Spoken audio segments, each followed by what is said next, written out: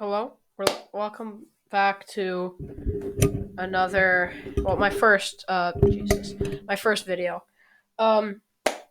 So today I'm going to be talking about Jeff Petry trade destinations. Uh. Oh, this is flipped. That's weird. Anyway, Jeff Petry trade destinations. Uh, as well as forwards who could be leaving the Montreal Canadiens this season, and how Shane Wright think he's prepared to play at the NHL level. Let's start with talking about Jeff. There we go. Jeff Petry. And if you look at Jeff Petry this season, he's asked for a trade. We've known that. And he's asked for a trade. We know that this season. He's asked for a trade. We know he wants to leave. And I think this is the thing that just make you think, should Jeff Petry go? Obviously, that's what Kent Hughes is thinking. Looks like Kent Hughes is looking to fetch a prospect in a second, or maybe, but under Martin St. Louis, who's playing as a top pairing defenseman, getting points, right? So I genuinely think we could get a first and a prospect. Could be a second and a prospect, but I've heard it could be in the realm of a second and a prospect, which I don't think that is the right area. I think you should go for a first and prospect. I think you should wait. If that first pick and that prospect doesn't come up that you want, you don't jump and take the trade. I think you keep Jeff Petry until that trade becomes something that can't happen.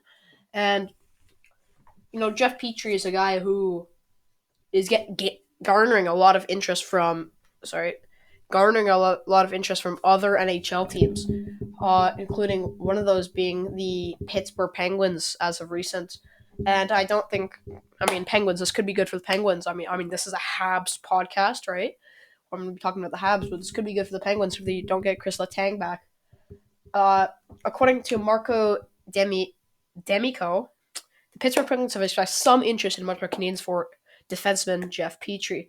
Petry's name has been a notable one in the rumor mill since before the trade deadline passed, as I said. So, he's been on the top of the trade bait list for a while.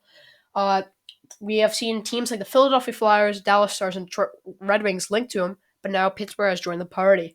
Perhaps if Pittsburgh view Petry as a potential replacement for Chris Letang, for the latter leaves through free agency.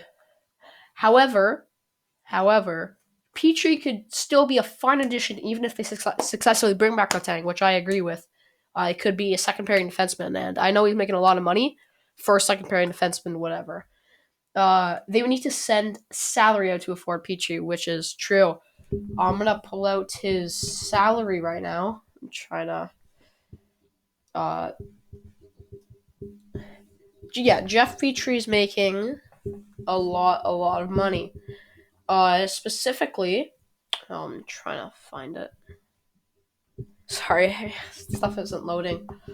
Uh, Jeff Petry, yeah, he has 3 more years remaining at 6.25 million, and I think for a guy who didn't have an excellent season last year, with that amount, making that amount of money is not something you want.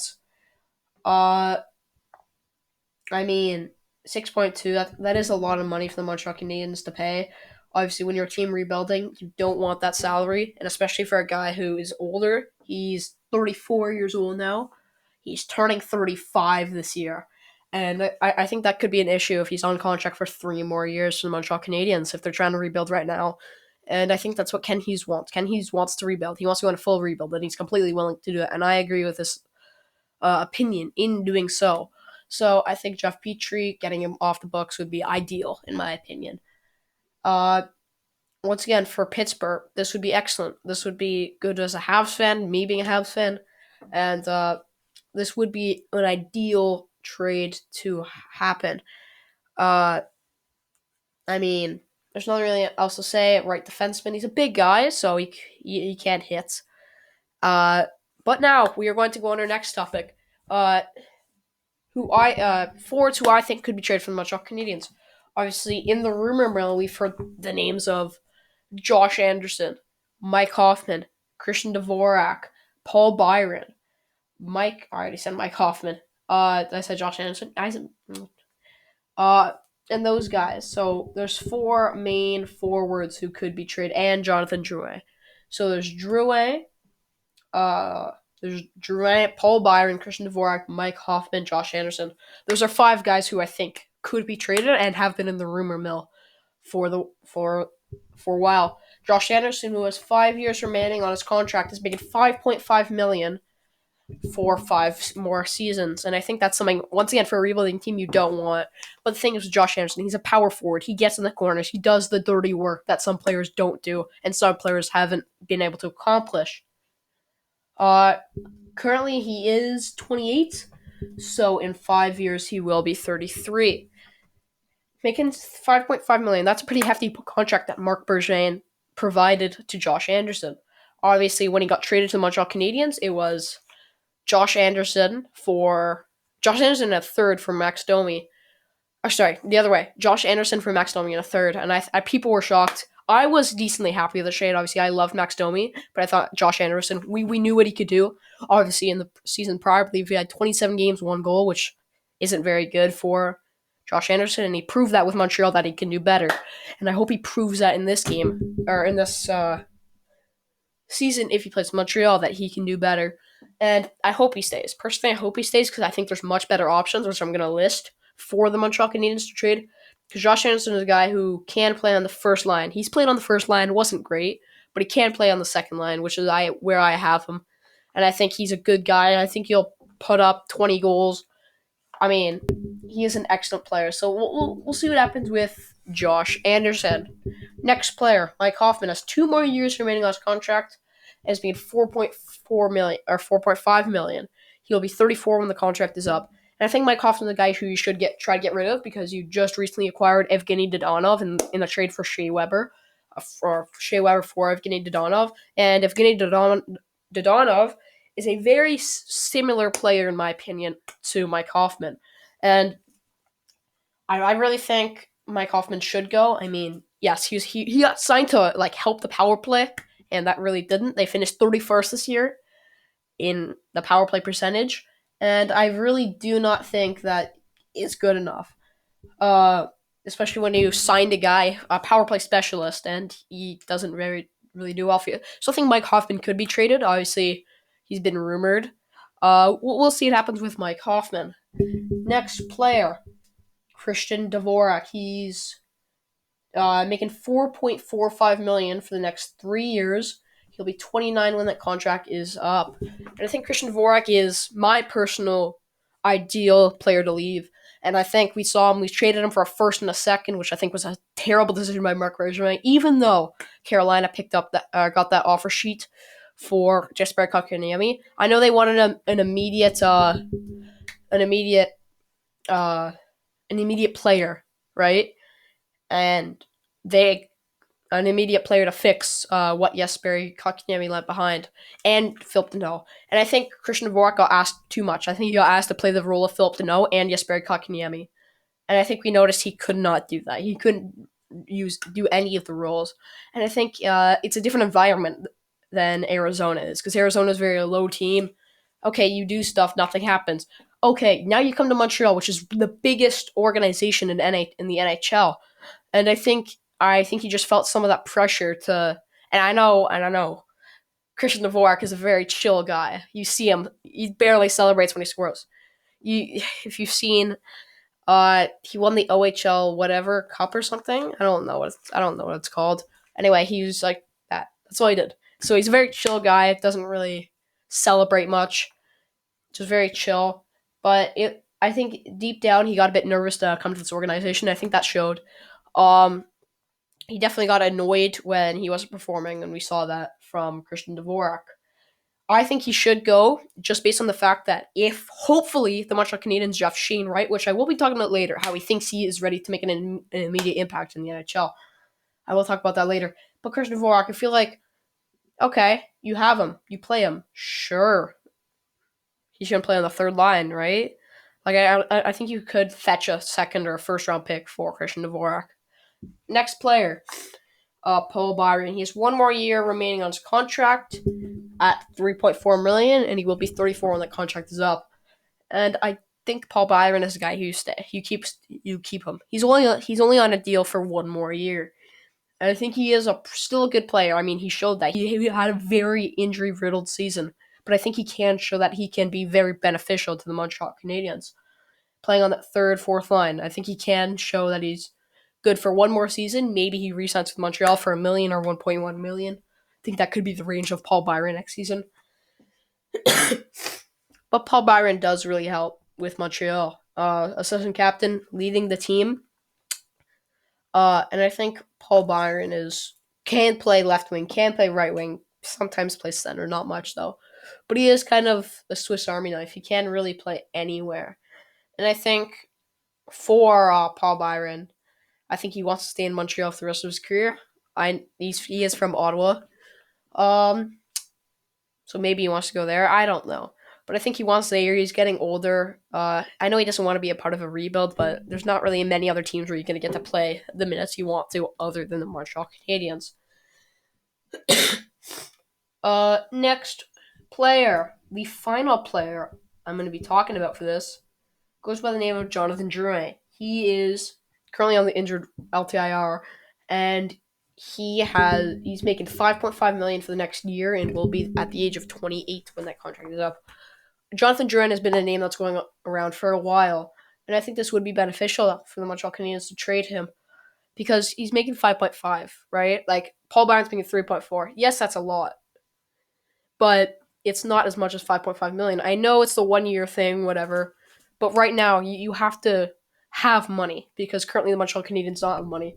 Actually, if you look at it, they are projected to have $1.923 million. For a team that just finished last place, that isn't enough money. And I think shedding Jonathan Drouin gets you that extra 5.5 million off so you have 6 million now. And I think that's a lot to work with for Kent Hughes. Kent Hughes currently doesn't have a lot to work with, but jeez.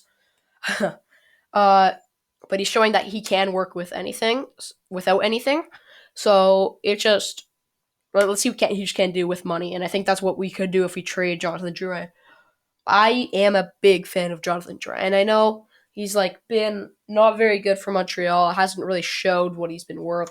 I still think he's been a good player.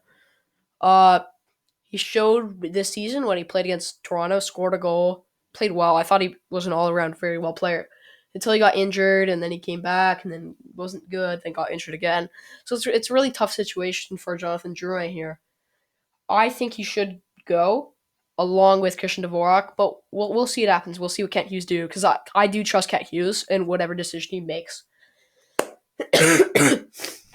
On to the final thing I will be talking about. It will be about Shane Wright and how he thinks he can make an immediate impact in the NHL.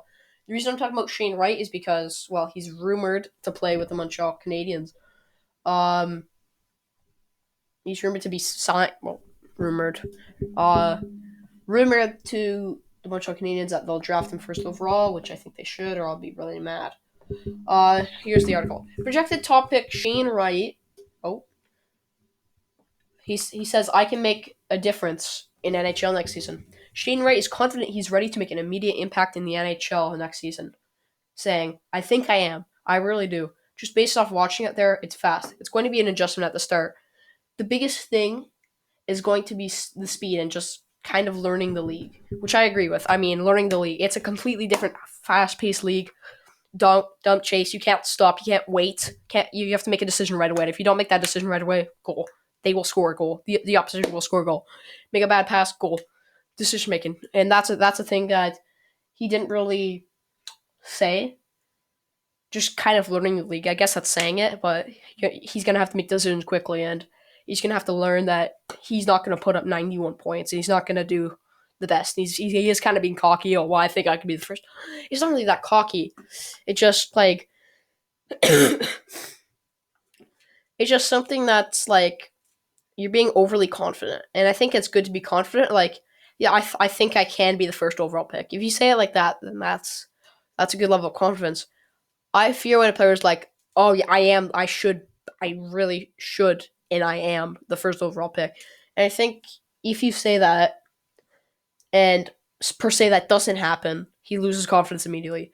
But if Montreal drops him, that does happen. Okay, yep, I expect this. Whatever, I'll play for Montreal. Whatever. He may have to expect to go down to the OHL next or play in the OHL for another year, and I think I would rather Montreal be terrible in the next draft instead of this one. Like, because next year there's Connor Bedard, and I would obviously rather Connor Bedard over Shane Wright. But I still think Shane Wright could be a good player, but you could expect to be in the OHL. I think he will end up playing in the NHL, but I think he could expect the fact that maybe he's just not immediately ready for an impact like he says he is, and maybe he'll have to be sent down. Uh, but I think with a lot of work in this offseason and with a lot of training and development and training camp and learning a lot from the coaches and other players, I think I can step it in to really make a difference. And that's where I want to be. That's where I see myself. And I think that's the goal I set for myself next year. And that's good because he says it's a goal. My goal is to play. My goal is to develop. My goal is to learn a lot from coaches and other players. And I think that's what you have to do. You have to achieve your goal. You set a goal for the season. You try achieving that. And is well, goal not for the season, but for like the training camp is developing, learning from other coaches and players. He says he can make a difference, and I think he can right away. Like I said, Wright has been the consensus, topic for the 2022 NHL draft since he was granted exceptional status into the OHL at age 15. The 6-foot center put up 94 points in 63 games for the Kingston Frontenacs this season before adding 14 and 11 playoff contests. The Montreal Canadiens are hosting this year's draft and also own the number one overall selection. Wright recently met with the Habs brass and gushed about the possibility of suiting up for this iconic franchise, which it is, saying, "I really love what they're all about. What they were saying about the city and describing the organization and describing where they want to go in the future and them wanting to build on a winning franchise." So starting off where he says, or not really starting off in the middle, where he says, describing where they want to go in the future. I really love that comment from Shane Wright, and because it is true. Kent Hughes has labeled what he wants. He said he wants Jeff Petry to go. He said that should happen. He said he doesn't want to trade Josh Anderson. He said those things. And he said those things, and I love that Shane Wright said that because Kent Hughes is being very open about what's going on, and a lot of general managers say, yeah, we're looking to, or they just say, yeah, we'll see what happens. They'll say that, but Kent Hughes is like, we're trying to do this, and I think that's really good for the media of Montreal, and I think that's good for players to want to come here, and I think general managers don't make much of an impact on players going to a team, and I think it's mostly the players there and the coaches. But when you have Kent Hughes and he's being very open about what the future is like in Montreal, which is very bright, it's a very bright future. If I'm a player, I'm like, okay, I see what's going on. I can see actually what's going to happen instead of just going in blind, going into this team blind and having no idea what's going to happen. But with the Montreal Canadiens, Kent Hughes has described the future of Montreal and what's going to happen. And I think that's really important for players to come here. Montreal hasn't drafted first overall since taking Doug Wickenheiser in the top spot in 1980. The New Jersey Devils and Arizona Coyotes round out the top three in this year's order. Thank you guys so much for listening. I expect podcast to be 20 to 25 minutes. This one was a bit shorter, 19 minutes, 19 and a half. Anyway, thank you guys so much for listening. This has been fun. Hope you guys enjoyed. Everything's a bit rough because editing and whatever. I don't know how to do that stuff. We'll see what happens. Hope you enjoyed the video. If you even stayed all the way, that'd be funny. But it'd be cool. Anyways, thank you so much for listening to my podcast. Not really a podcast, just on YouTube. Anyway, thank you for listening to this video. Hope